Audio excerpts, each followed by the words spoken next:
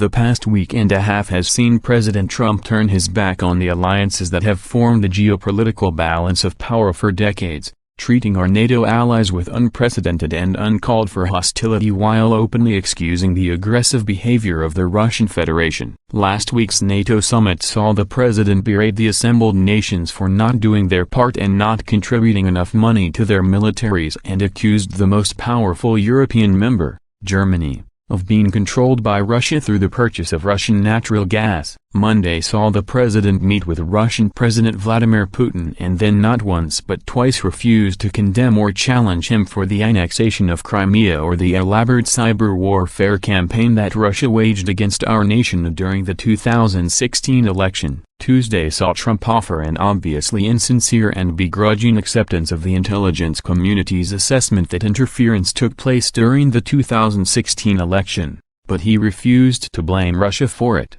making sure to say that it could have been other people also, which is why the international community was stunned this morning to see the president had taken aim at the tiny NATO nation of Montenegro. During last night's interview with Fox News white supremacy correspondent Tucker Carlson, Trump complained that the people of Montenegro were very aggressive and might start World War III by antagonizing Russia. Carlson called into question the foundational principle of NATO, collective security, with a softball question to Trump. Membership in NATO obligates the members to defend any other member that's attacked, Carlson said. So let's say Montenegro, which joined last year, is attacked. Why should my son go to Montenegro to defend it from attack? I understand what you're saying. I've asked the same question. Montenegro is a tiny country with very strong people. They're very aggressive people. They may get aggressive, and congratulations, you're in World War III, replied Trump. Montenegro is currently holding 14 people on trial for attempting a coup and installing a pro-Russian government.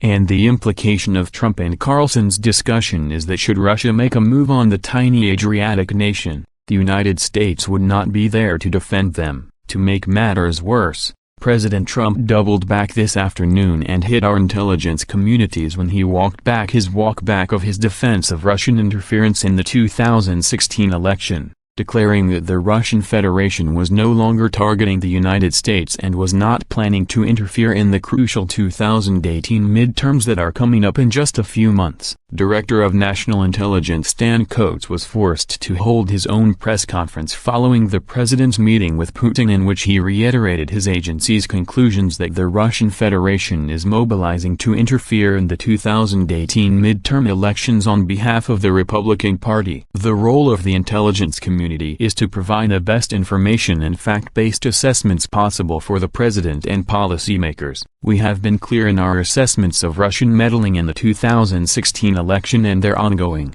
pervasive efforts to undermine our democracy, and we will continue to provide unvarnished and objective intelligence in support of our national security. Those conclusions are echoed by both Special Counsel Robert Mueller's investigation and by President Trump's own Department of Homeland Security, which apparently took a break from tearing families apart and ethnically cleansing the United States of undocumented migrants long enough to actually do some homeland defending. Donald Trump's incessant attacks on our allies and his refusal to say anything vaguely critical of Russia is one of the more perplexing and disturbing aspects of his disgraceful presidency, and it's beyond a doubt that Russia is holding something over his head at this point. There's simply no other rational explanation for why he has consistently gone out of his way, in defiance of his own advisors, his critics, and the public, to defend Russia and raise havoc within the NATO alliance. Today's slides are just the latest in a long line of disgraceful behaviors that he must be held accountable for.